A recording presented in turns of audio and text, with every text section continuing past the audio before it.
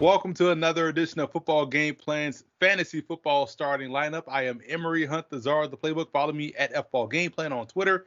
That's Chris James, the wide receiver, the explosive athlete, the track and field guru himself as well. Chris is at CJ Florida 9 on Twitter. We're both here on Football Game Plan, so be sure to subscribe to our YouTube channel at youtube.com/Football Game Plan. Also subscribe on iTunes to Football Game Plan Podcast and leave us a 5-star rating. Chris, we have a lot to get into. It's week 8 in the NFL season. Quickly, what was your biggest takeaway from week 7 last week? Man, the hits keep coming, like literally for Andy Dalton, which is horrifying, but Odell Beckham goes down. So the injuries, I mean, people talk about preseason not mattering. I have a completely different point of view. I think it's a way for them to not jump fully in and shock their bodies to this extent. That's why you're seeing all these soft tissue and ligament injuries this season. Again, the hits keep coming. Guys drafted in the top 3 rounds keep just falling out of favor. It's so out of control, man. I'm so ready for this season to fast forward and we get a whole fresh new start in 2021. But right now, we still got fantasy football championships to win. So we always want to hit the waiver wire to start the show off. And we got a lot to get into this episode, too. Some good questions with CJ that he's going to give you his knowledge and his analysis on. So let's start with the waiver wire, starting with the quarterback position. Because you lose Andy Dalton, let's see who you scrambling around the waiver wire to find to pick up and put on your roster. You know, I'm surprised that both of these guys are right around that 50% mark for ownership because I don't know what you all are doing, but the first one's Teddy Bridgewater. You know, Teddy has played extremely well this year. He's gotten rid of the narrative that he's a dink and dunk guy, and he's playing the Atlanta Falcons. So the next guy up is Joe Burrow. Again, Joe Burrow had this long stretch of 300-yard games. Then he had 400 this week. How is this guy still rostered at only half pace, especially with all the confusion with quarterback this particular season? Then there's a couple of guys that have extremely good matchups that I want to take advantage of this week, and both of them play out west. I'm going with Jimmy Garoppolo playing Seattle because, again, those corners just give up a bunch of yards, so Jimmy Garoppolo might get that done. And then the other one is Derek Carr, who's actually playing a lot better this season, threatening downfield, and he's playing the Cleveland Browns. If he has a little time, I think he can get the ball down the field to those speedy receivers. That should be a fun game to watch, man. I think when you look at how the Raiders are playing and how the Browns played the back end of that Bengals game, it should be a fun one to watch on Sunday. Another one is San Francisco and Seattle. And as we transition to your running backs on the waiver wire, I see you have a nice Seahawk there that I really like coming out of the draft. You know, versatile dude when he came out of Miami, and that's DJ Dallas. You know, there's a lot of Seattle's running back core, man. Foot injury for Carson. You know, Hyde's dealing with an injury. Travis Homer apparently dealing with an injury. So DJ Dallas, and I think he's actually going to be a sneaky guy this week. He's more talented than people want to give him credit for. And Jermichael Hasty, listen, apparently the guy who's in favor in the backfield in San Francisco is a dude who's listed 3rd on the depth chart. So this is probably going to be his week, considering Jeff Wilson Jr. had 19 touchdowns last week. And then the last guy is LaMichael Pirine. Listen, again, what you're looking for is the chance for a person to have an opportunity. They're trying to check out the young guy, giving him more carries, getting Frank Gore out of there. So he's probably going to get some more carries here against Kansas City in what could be just an interesting game. I'll put it like that. One thing that people need to understand is that our football game plan Slack, so to speak, really gets amped up and lively. There was a lot of fun in there, and there's a lot of, you know, back and forth conversation. And we all agree that this guy that you have on your waiver wire are going to talk about, that's on the waiver wire, is a guy that we all root for because we know the unnecessary criticism he faced out there in Philly. Yeah, I'm down here in Tampa. He's from the Florida area. So Nelson Aguilar, he has actually played really well. I heard a stat the other day, and it was unlimited touches, but he had a perfect passer rating going into this game when targeted this year. And that's an amazing stat. I mean, Tyler Lockett had that with Russell Wilson last year. So he's done an excellent job in that Las Vegas Raiders organization. Next guy up is Brandon Ayuk. Listen, San Francisco is a walking mash unit, and it is absurd how many people get injured. Deebo Samuels is out again. Ayuk is healthy for, let's hope, more than just 1 week. And then the following guy is a guy who we talked about in the past, better football player than fantasy player until the Odell Beckham injury. That's Rashard Higgins. He's If you weren't familiar with him in college, he caught all the passes back in the day out there in Colorado. So Colorado State, but still in Colorado. So pick him up to replace Odell Beckham. They talk about 49ers being a walking mass shooter. I wonder if the turf at MetLife caused the injury to Jeff Wilson this past weekend, or is this maybe the fact that injuries are freak occurrences and injuries just happen no matter where they are? So looking at the tight end position, Chris, who you have on your waiver wire? So there's a guy that fell out of favor because of an injury to his quarterback. Now there's another injury to his quarterback, and rookies love looking for this position. That's Dalton Schultz. He's going to have Ben DiNucci probably looking for him. And Philly literally can't cover any tight end. It is super weird. I don't understand it. If Evan Ingram would have had the opportunity with a slightly better pass, Giants might have won that game. But anyway, I digress.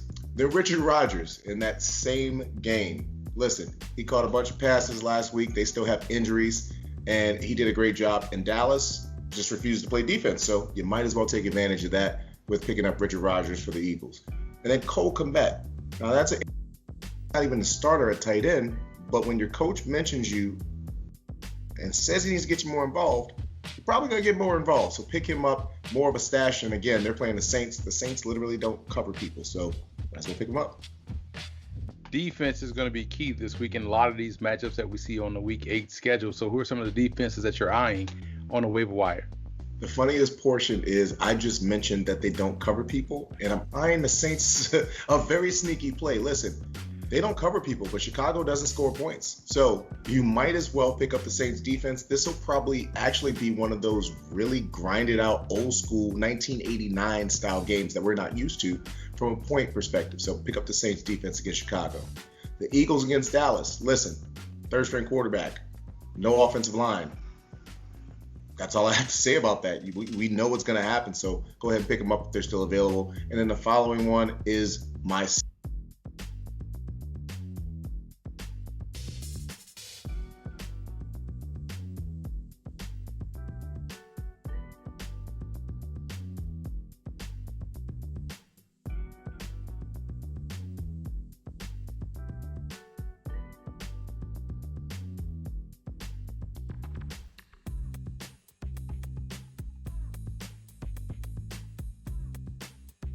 Be sure to order your copy of the Go-Go Offense by Coach Brennan Marion on footballgameplan.com/GoGoOffense. Coach Marion goes through the ins and outs of his explosive offense, one that's tearing up the college football field and putting a lot of points on the scoreboard. Again, you can order your copy at footballgameplan.com/GoGoOffense.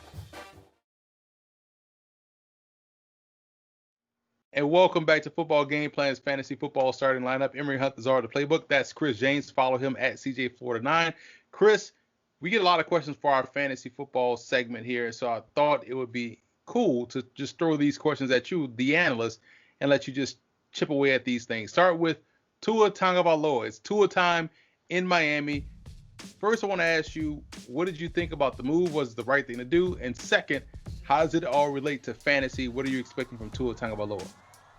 Sure. So I'll start here. I told you all before it happened that it was going to happen because it had to happen. So do I agree with the move? Absolutely. Listen, Ryan Fitzpatrick's a very nice guy, but at the end of the day, Ryan Fitzpatrick goes Ryan Fitzpatrick at least 3 times a season, which includes 4 picks for no reason. Tua doesn't do that, never has in his entire career. They needed this bye week. It was perfect timing. People say, oh, you're right outside the division. They knew that they were going to need a guy who could move a little better, could do a couple of things a little different against this Rams team that they were going to be playing. I think it's going to be schemed up really well with extra protection from the backfield for Tua in this game. And again, it's easy to question someone as an armchair quarterback or armchair head coach. They planned for this for a very long time. They knew exactly what they were doing, and I love the timing on this, even though it's against Aaron Donald. Yeah, and the thing is, man, you brought up some great points because they had 2 weeks to prepare for the Rams defense. Rams coming off a pseudo short week as they had the late game, at the Monday night game, so that their prep is going to be shorter than the Dolphins, and the Dolphins have the element of the unknown because people don't know how they're going to utilize Tua, and you hit the nail directly on the head. Plus, they got weapons out there on the perimeter, and they should hit the ground running. Absolutely. Now you look at another guy that just signed, staying in the state of Florida, and will be eligible for this week or maybe next week, but that's Antonio Brown. What do you think his impact will be once he's able to hit the field for Tampa Bay?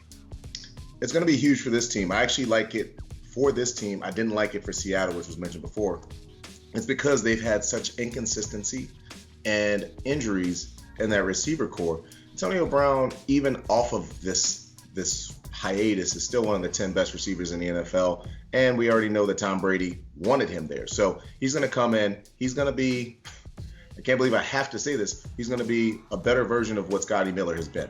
Quick guy on the outside who can get open. Now you hit AB who can do that. It's going to be a problem for a lot of people once he's actually able to hit the field. That's a great point, man. He's going to be an explosive version of Scotty Miller. And that is, hey, Scotty Miller has done a good job. But he's limited, right? And Brown is a touchdown maker. Brown is a Hall of Fame caliber wide receiver, period. Period. Like, and you, anytime you can upgrade there, you got to do it. Now, one guy that, is probably going to be able to play this week, that we saw this move happen 2 weeks ago, is Le'Veon Bell to Kansas City. So what are you expecting there? What's your expectation for Le'Veon Bell with the Chiefs? So people like myself who have CEH, Clyde Edwards-Helaire, you're probably not too pleased with the volume it takes away. But what I'll say is this. I don't expect it to take away too much. I think he's still going to be the lead back, low-end RB1, high-end RB2, right? He's still going to get probably 12 to 15 carries. Le'Veon's going to take over Darrell Williams' role. He's going to be the veteran who knows how to do things in pass protection, safety valve out of the backfield, third down guy. He's an immediate flex play with RB2 upside. This is those situations where, a lot of times with wide receivers, you see two guys who can be in the top 10. Well, this will be a situation where you have two running backs that'll be in the top 20 virtually every week. And it's going to be something that should please Le'Veon Bell owners because on less touches, he'll be more efficient and get you more points. I'm excited to see how that's going to play out, man. That's two legit studs to have in the backfield.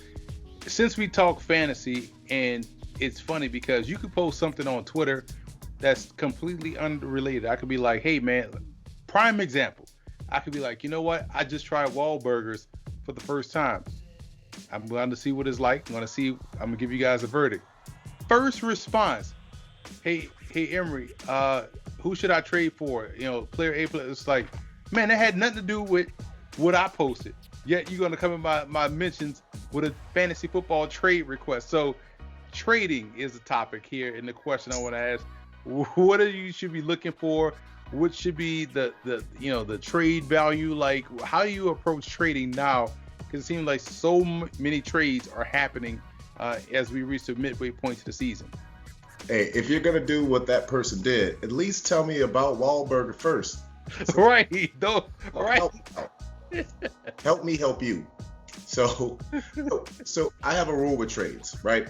There's two things that I have a rule. My number one rule with a trade, you should never do a trade with the sole purpose of taking advantage of someone. Because guess what? You're playing in a league with that person probably for many years. That shouldn't be your sole goal. But the number two one is discuss. Because sometimes when you send a trade out there, people, they might not be as prepared as you for why the trade makes sense. So discuss. There's a little note section. Just tell them, hey, I'm doing this because of this, and let's negotiate and work with this. So that's my whole thing. Never try to take extreme advantage of anyone. Now, as far as the trade you should be seeking, we're at the teeter point right now. If you have a 5-2 or better record, look to that person with a 2-5 or so record, especially if they have someone like, let's say, Michael Thomas or, McCaffrey may play this week, but I don't expect McCaffrey to really be McCaffrey. So look for one of those guys as a trade option. Move a usable, pretty good piece for one of those guys because it's helping them stay active in the playoff chase, and it's helping you. You can lose a couple of games and then possibly make a championship push. So start from the never look to take extreme advantage of anyone. That's just bad karma anyway. But then explain why the trade makes sense to someone so that you all can get on the same page and make it happen. That's a good, reasonable approach, man, because a lot of times you see people try to, you see them post their trades on Twitter, and you see people talk about how the commissioners in the league vetoed their trade, and maybe it's because they try to take full advantage of someone that doesn't know. But here's another thing too, you see, and this usually happens after week 1, but you kind of see it happening now because of all of the injuries that we talked about. But people, have these expectations for certain players, and these players are not meeting those expectations on the field fantasy wise. So how do you manage expectations, or who and what should you manage expectations for? Gotcha. So you have to manage expectations in the following. Understand why you made a trade or an acquisition of any sort.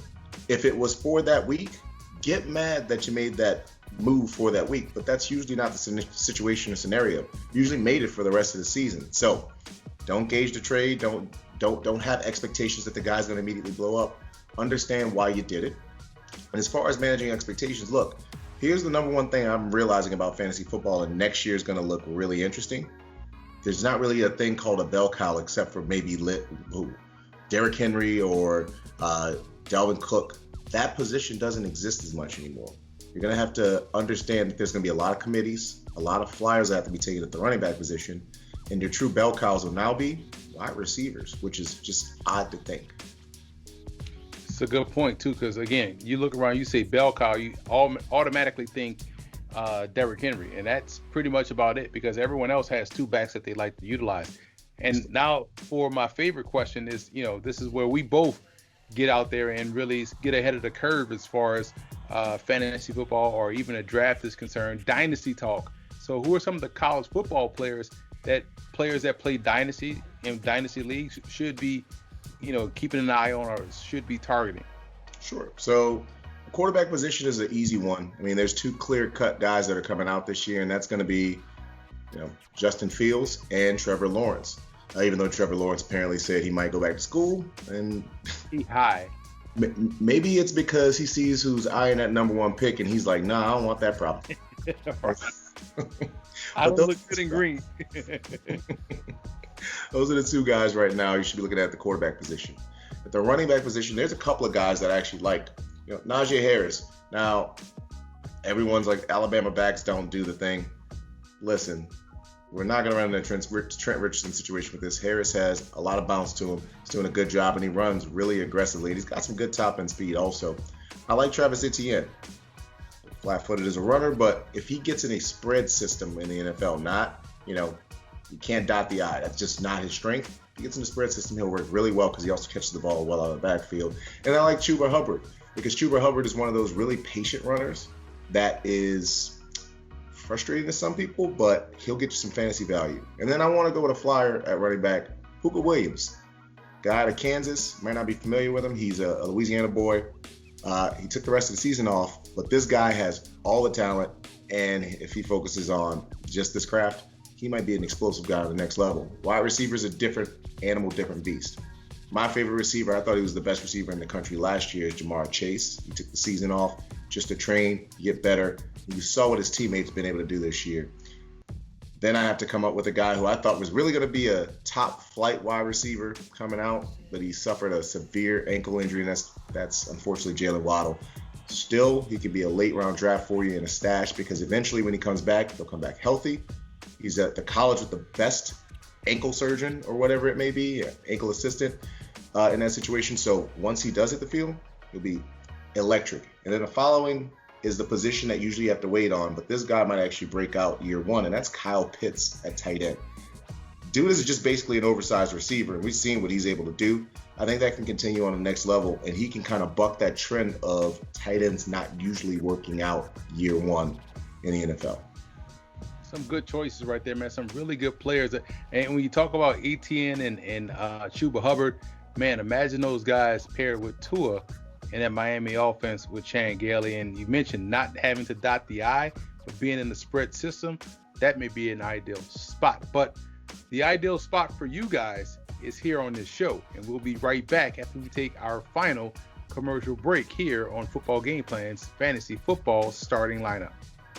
Football Game Plan is brought to you in part by Ninth and Lux. Visit the website ninethandlux.com and check out the clothing gallery. Do You Music with featured artist IW in his latest album, Season 2. You can check that out on iTunes as well as doyoumusic.com. Nesby Phipps, art, life, entertainment. NesbyFips.com. Grind It Out Fitness. Visit the website grinditoutfitness.com and download the app. Financial Coaching LLC. Investment, retirement, security. Stewardship Credit. Financial growth is in your hands. Stewardshipcredit.com. Adrienne Marie Photo. Photographer, writer, management. AdrienneMariePhotography.com. Lock Multimedia.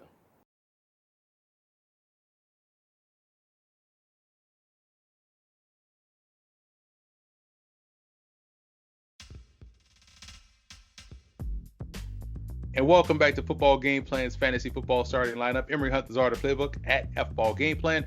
That's Chris James at CJ Florida 9. Subscribe on YouTube at youtube.com/Football Game Plan. Subscribe on iTunes.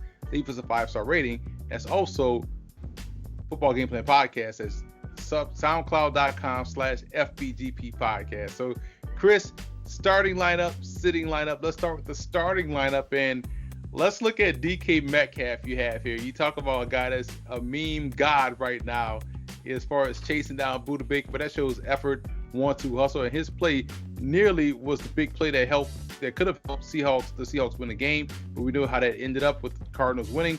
But why is DK Metcalf a must start this week?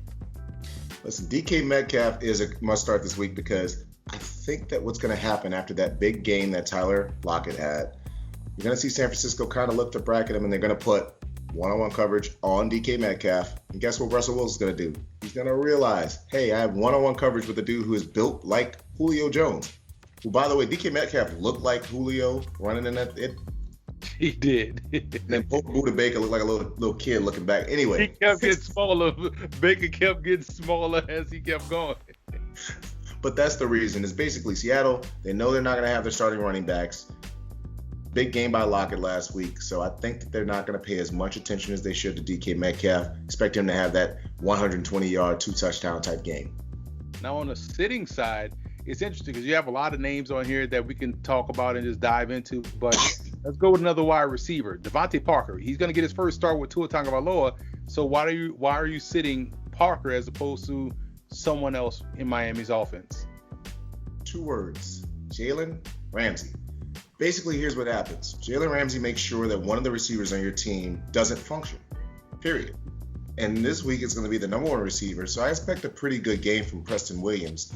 So Devontae Parker, measure what you're going to get from him because he's probably going to get shadowed for at least 50% of the game by a guy named Jalen Ramsey, who back in 2016 was my number 1 mocked player because of how good he was. So. Yeah, you were ahead of the game on that one, man. You were also ahead of the game on Dak Prescott. A lot of people don't know that. Chris had Dak Prescott as his number 1 quarterback in that 2016 draft class. Imagine that. That was a class where I thought Cardale Jones was number 1. Other guys thought Trayvon Boykin was number 1. Some guys had Goff, some guys had Wentz. Chris stood out above all of that and it was like, nah, Dak Prescott is number 1. And it was impressive because when we heard Chris say that, and we were like, wow, Dak? And Chris was like, yeah, I like Dak because of XYZ. So listen to this dude when it comes to scouting evaluation because he definitely has the chops to do it and knows what to look for. So if he's telling you something, it's going to come true because Chris definitely has an eye for it. So sleepers now, Chris. You run with your sleepers. So who are some of those guys that we're not talking about or that we missed talking about in the show that's going to be, big play fantasy makers, by this time next week? Tearing up because you make me feel so good. Hey man, I'm telling the truth, man. Don't lie to the people out here, man. No, so one of my sleepers is a guy who's had a rough season, but he has 2 legit wide receivers, and he's playing against a team that they're going to have to put up points against. That's Kirk Cousins against the Green Bay Packers. It's going to go to Thielen, going to go to Justin Jefferson. So he's going to put up some decent numbers if you need a fill-in this week for a guy like a Deshaun Watson. Running backs, I mentioned him earlier. Apparently, San Francisco loves their number 3 running back because Jermichael Hasty is probably a guy who's going to end up getting a decent amount of carries as they try to rest Jerick McKinnon. Wide receiver. Didn't have a great game last night, but you know what? Guy out of Tulane should ball this week, and that's Darnell Mooney. They love trying to go deep to him because he has good speed. So look for him against a New Orleans team that literally does not try to cover people sometimes to get over the top on 1 or 2 of those. Tight end, Richard Rodgers. Might not be a sleeper at this point, but guess what? We know that the Dallas Cowboys are not playing defense electively right now. We know that Carson Wentz loves tight ends. Insert Richard Rodgers. And then this is a sneaky one for me because even though the offensive line is mostly back for the Raiders, I think they can get some sacks with this guy, Myles Garrett, running with 2 left feet real fast at Derek Carr. So they can be a sneaky play for you, maybe even get a turnover on or 2 in this particular game. Some fun stuff right there, man. And listen, the Browns defense, quietly, Myles Garrett is playing the best football of his career, I believe, this year. So he's putting himself in the conversation for Defensive Player of the Year. So excited to see that game between the Browns and Raiders. But that's it for our show. We are tapped out here. A lot of good fantasy content. Be sure to follow Chris on Twitter at CJFlorida9. I'm at FBall Gameplan. So for Chris, I'm Emery. We will see you guys next week. Subscribe on YouTube, youtube.com/Football Gameplan. Subscribe on iTunes, Football Gameplan Podcast, and leave us a 5-star rating.